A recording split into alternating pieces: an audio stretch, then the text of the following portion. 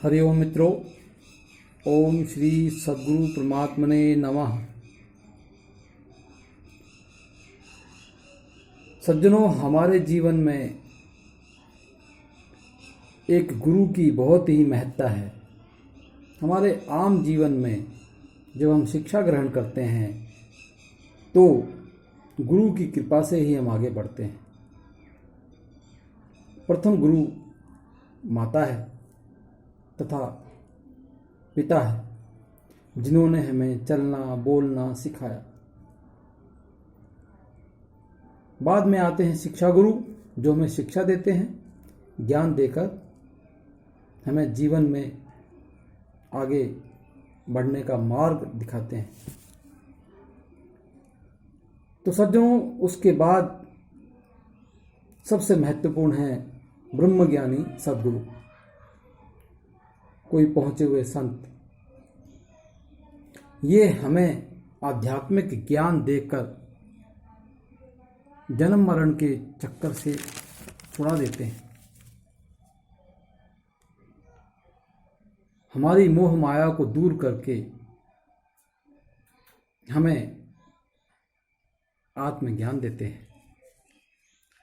संत कबीर जी सद्गुरु के बारे में कहते हैं कि गुरु गोविंद दो खड़े काके लागू पाए, बलिहारी गुरु आपने जिन गोविंद दियो मिलाए। अर्थात कि यदि हमारे सामने भगवान और गुरु दोनों खड़े हों तो कबीर जी कहते हैं कि मैं पहले अपने सद्गुरु को ही प्रणाम करूंगा, क्योंकि सद्गुरु की कृपा से ही मुझे भगवत प्राप्ति हुई है। ऐसे ही आगे अन्य श्लोक में आता है, अज्ञान तिमिरांधस्य ज्ञानांजन शलाक्या चक्षुर उन्मीलितम येन तस्मै श्री गुरुवे नमः।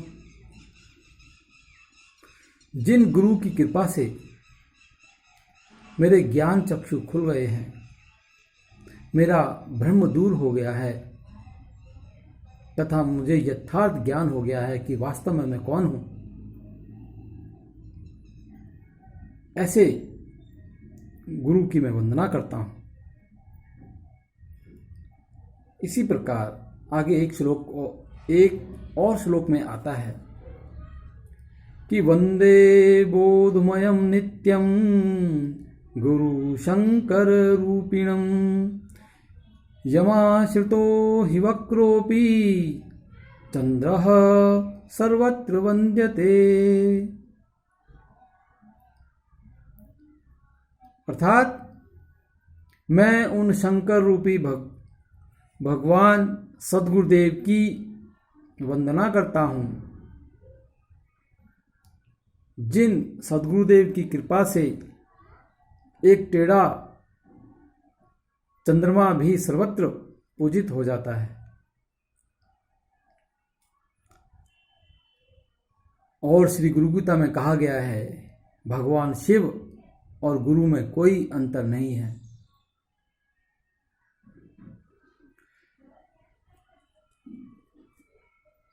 इसी तरह से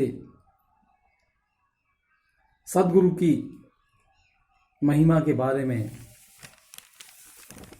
अन्य एक दोहा है, जिसमें कहा गया है कि गुरु जो है वह एक कुम्हार की तरह है तथा शिष्य जो है वह एक घड़े की तरह है। जिस प्रकार एक कुम्हार एक घड़े का निर्माण करता है, उस प्रक्रिया में वह क्या करता है, उसके पास एक लकड़ी की थापी होती है, जिससे वह जब घड़ा कच्चा होता है तब उसे वह बाहर से थोड़ी सी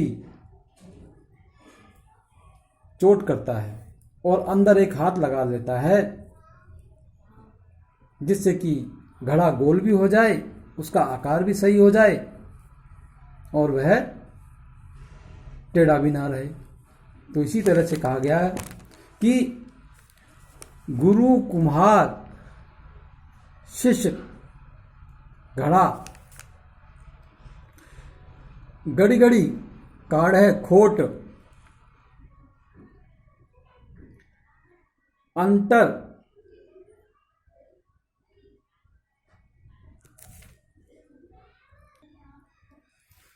गुरु कुम्हार शिष्य कुंभ है, घड़ी घड़ी काढ़े खोट अंतर हाथ सहार दे, अंतर हाथ सहार दे बाहर बाहे चोट। अर्थात सदगुरु अंदर से तो अपने शिष्य को प्यार करते हैं, लेकिन बाहर से उसे डांट भी खिलाते हैं, कभी कभी तो पीटते भी हैं, जिससे कि शिष्य पक्के घड़े की तरह हो जाए। गुरु की महिमा इतनी महान है कि संतों महात्मा ने कहा कि गुरु पारस को अंतरो जानत है सब संत, गुरु पारस को अंतरो जानत है सब संत, वह लोहा कंचन करे यह करीले महंत। अर्थात पारस के साथ यदि लोहे का संपर्क हो जाए तो वह लोहा भी कंचन बन जाता है, सोना बन जाता है। उसी तरह से सदगुरु के बारे में कहा गया है कि यदि कोई शिष्य सदगुरु की आज्ञा में चलता है, उनके बताए हुए मार्ग पर साधना करता है, तो वह ब्रह्म ही हो जाता है। गुरु उसे अपने जैसा ब्रह्म ही बना देते हैं। इसीलिए पारस में और सदगुरु में बहुत बड़ा अंतर है। इसीलिए तो कहा गया है गुरुर्ब्रह्मा गुरुर्विष्णु गुरुर्देवो महेश्वरः गुरुर्साक्षात् परब्रह्म तस्मै श्री गुरुवे नमः। अखण्डमण्डलाकारं व्याप्तं येन चराचरं तत्पदं दर्शितं येन तस्मै श्री गुरुवे नमः। आगे कहा गया है ध्यान मूलम गुरोर्मूर्ति पूजा मूलम गुरोपदम मंत्र मूलम गुरोर्वाक्यम मोक्ष मूलम गुरो कृपा। बहुत ही सुंदर श्लोक है जिसमें कहा गया है कि ध्यान करना है सदगुरु तो अपने सदगुरुदेव की मूर्ति का ध्यान करें, उनके स्वरूप का ध्यान करें। ध्यान मूलम गुरु मूर्ति पूजा मूलम गुरु पदम, पूजा करनी है तो सदगुरु के चरण कमलों की। ऐसे चरण कमल जिनकी कृपा से हमारे जीवन का अंधकार मिट जाता है। संत तुलसीदास जी महाराज कहते हैं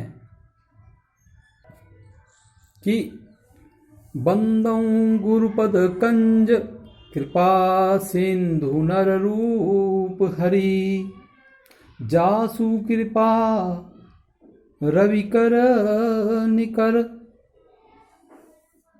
अर्थात मैं अपने सदगुरु के चरण कमलों की वंदना करता हूँ।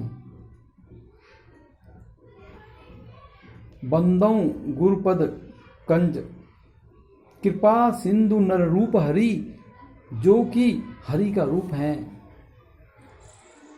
और जिनकी कृपा से मेरे जीवन का अंधकार दूर हो गया। इसी प्रकार सदगुरु की महिमा बताते हुए कहा गया है कि सदगुरु मेरा सूरमा करे शब्द की चोट, मारे गोला प्रेम का हरे भ्रम की खोट। सदगुरु बड़े प्यार प्यार से ही अपने शिष्य को ज्ञानवान बना देते हैं। शिष्य को पता भी नहीं लगता है कि कब उसका अज्ञान दूर हो गया और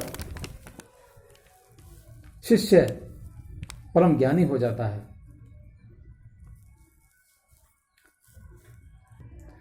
शिष्य परम ज्ञानी कैसे हुआ?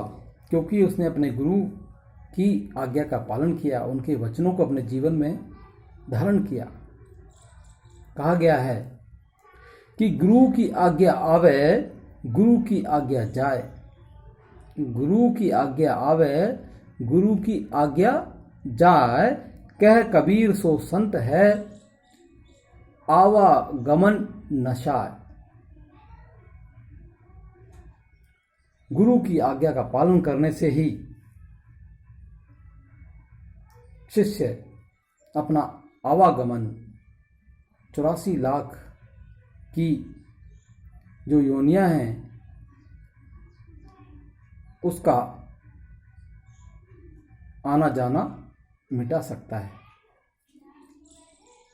जब शिष्य परम ज्ञानी हो जाता है तो उसे समझ आ जाता है कि जिस प्रकार गुरु ग्रंथ साहिब जी में आया है,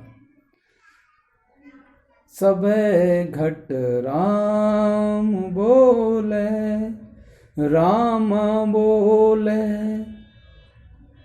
राम बिना को बोले रे। फिर वह कहता है कि भगवान सर्वत्र है। जिस प्रकार भगवान शंकर श्री रामचरितमानस में कहते हैं, हरि व्यापक सब, हरि व्यापक सर्वत्र समाना, प्रेम ते प्रगट होहि मैं जाना। संत तुलसीदास जी कहते हैं, सिया राम में सब जग जानी, करहूं प्रणाम जोरी जुग पाणी। फिर शिष्य के जीवन में वह घटित हो जाता है जिसके लिए उसका जन्म हुआ था। मनुष्य जन्म का उद्देश्य है परमात्मा प्राप्ति। परमात्मा प्राप्ति सद्गुरु की कृपा से होती है, ब्रह्मज्ञानी संत की कृपा से होती है। तभी तो कहा गया है, गुरु कृपा ही केवलम शिष्यस्य परम मंगलम। गुरु जी की कृपा प्राप्त करना, गुरु जी की सेवा करना, गुरु जी की आज्ञा का पालन करना, गुरु जी द्वारा बताए गए मंत्र इत्यादि का निरंतर जप करना, ध्यान करना इत्यादि अच्छे गुणों को अपने जीवन में धारण करने से व्यक्ति परम ज्ञानी हो जाता है। और सद्गुरु की महिमा का वर्णन करते हुए किसी ने बहुत ही सुंदर कहा है कि सब धरती कागद करूं और लेखनी सब बन राय, सात समुद्र की मसी करूं, गुरु गुण लिखा न जाए। बहुत सुंदर। सद्गुरु की महिमा का वर्णन नहीं किया जा सकता। बेशक उसके लिए पूरी धरती ही कागज क्यों न बन जाए और उस पे लिखने के लिए सारे जंगलों की लकड़ी को कलम बना लिया जाए और जितने भी समुद्र हैं उसकी शाही बना ली जाए, लेकिन फिर भी ब्रह्मज्ञानी गुरु की महिमा का वर्णन नहीं किया जा सकता। ऐसे सद्गुरुदेव के चरणों में कोटि कोटि वंदन है। सद्गुरु साक्षात भगवान का रूप हैं, क्योंकि वे इस संसार में इन मानवों का अज्ञान दूर करके उन्हें ब्रह्म पद में प्रतिष्ठित कर देते हैं, उसे भी तत्व ज्ञान देकर अनुग्रहित कर देते हैं। ऐसे सद्गुरुदेव के चरणों में कोटि कोटि वंदन है। ओम श्री सद्गुरु परमात्मने नमः।